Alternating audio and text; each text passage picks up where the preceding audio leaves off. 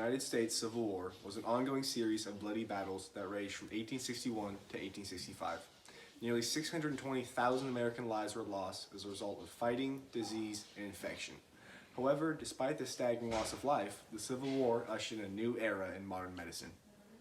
Though the Civil War is commonly perceived as a battle with endless deaths on the battlefield, the leading cause of death at this time was disease.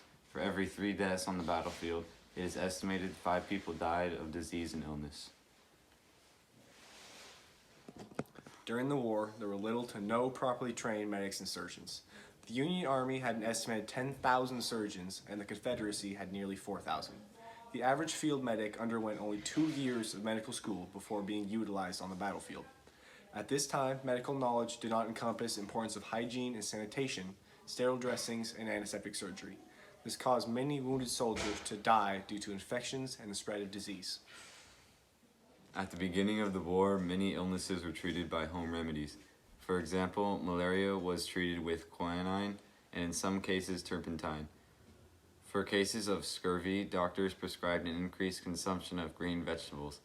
It was commonly thought that whiskey was a successful treatment to disease and illness, although its only true purpose was to relieve pain. Perhaps the most shocking example of a remedy was the use of mercury, a poisonous substance, and chalk in order to combat constipation. Throughout the course of the war, the demand for medical intervention led to the development and growth of the pharmaceutical industry.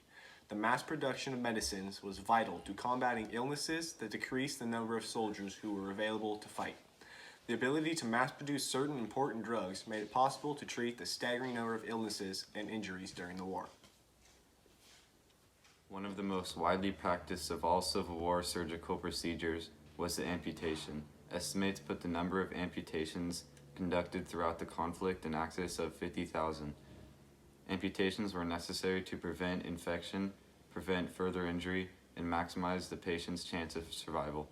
Amputations were often deemed necessary due to the destructive nature of the mini ball and the fear of severe infections. Surgeons often use a modified chainsaw to perform amputations, which earned the name sawbones.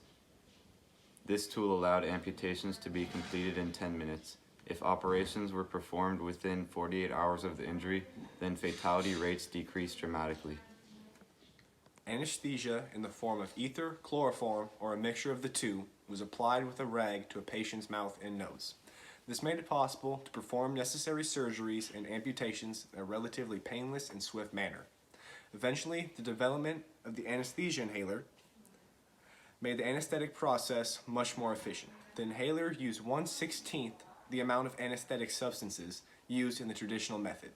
Although pharmaceutical advances were vital for returning soldiers to the battlefield and civilian life, physicians lacked the knowledge of the narcotics that they were prescribing, leading to drug addiction amongst veterans.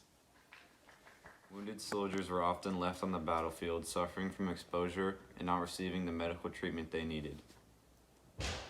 A Union general named Jonathan Letterman decided that there must be some way to escort these soldiers to medical field dressing stations. General Letterman established the very first ambulance corps. Men were trained as stretcher bearers, and horse-drawn wagons acted as contemporary ambulances. Letterman also created an evacuation system that was put into effect throughout the war. The system consisted of 3 stations: field dressing stations, field hospital, and major hospitals. Soldiers were sent to the field dressing stations and field hospitals to receive medical treatment or emergency surgery. Major hospitals were located far from the battlefield and specialized in long-term treatment of patients. Although in the 19th century a woman's place was thought to be at a home, women played a significant role as nurses and volunteers on both sides during the Civil War. The Sanitary Commission, staffed mostly by women, had a significant impact on healthcare during the war.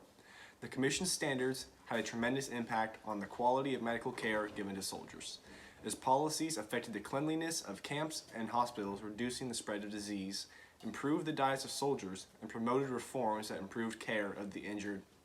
The Sanitary Commission inspired the modern-day Red Cross. A common misconception about Civil War injuries is that most of them occurred to arms and legs. Wounds of the head, abdomen, and chest were often fatal. Those that survived facial wounds required reconstructive surgery. From this, the field of reconstructive surgery was born. The term plastic surgery was introduced in 1837, although the term plastic refers to any object that can be shaped or sculpted. In these cases, it often meant a patient's skin or soft tissue. It is not until World War I that reconstructive techniques became more prevalent. The Civil War was an era of bloodshed and extreme loss. From the ashes of the conflict arose many advancements in the medical field, some of which have evolved and are still used today.